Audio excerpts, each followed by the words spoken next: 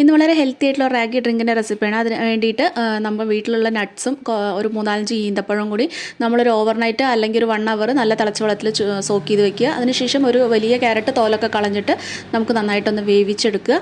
ഇനി ഒരു ബോളിലോട്ട് 1 table spoon ragi powder നന്നായിട്ടൊന്ന് മിക്സ് ചെയ്ത് ഒരു 1/4 മുതൽ 1/2 കപ്പ് വെള്ളത്തിൽ നന്നായിട്ട് മിക്സ് ചെയ്തിട്ട് മാറ്റി വയ്ക്കുക. പിന്നെ മറ്റൊരു പാത്രത്തിൽ 1.5 കപ്പ് വെള്ളം ഒഴിച്ചിട്ട് നന്നായിട്ട് തിളപ്പിക്കാൻ വെക്കുക. അതിലേക്ക് ഒരു 2 ഏലക്കയുടെ കുരു കൂടി ഇട്ട് കൊടുത്തിട്ട് നമ്മൾ മിക്സ് വെച്ചിട്ടുള്ള റാഗിയുടെ പൗഡർ ഇതിലോട്ട് ചേർത്ത് കൊടുക്കുക. ഇനി ഇത് നന്നായിട്ടൊന്ന് കുറുക്കിയെടുക്കുക. ഒരു 5-6 മിനിറ്റ് മീഡിയം ഫ്ലെയിമിൽ വെച്ച് നല്ലപോലെ കുറുക്കിയെടുക്കുക. കുറുക്കിയെടുത്ത ശേഷം ആറാനായിട്ട് മാറ്റി വയ്ക്കുക. നന്നായിട്ട് ആറിയ ശേഷം നമുക്കതൊരു മിക്സിയുടെ ബോളിലോട്ട് മാറ്റി കൊടുക്കുക.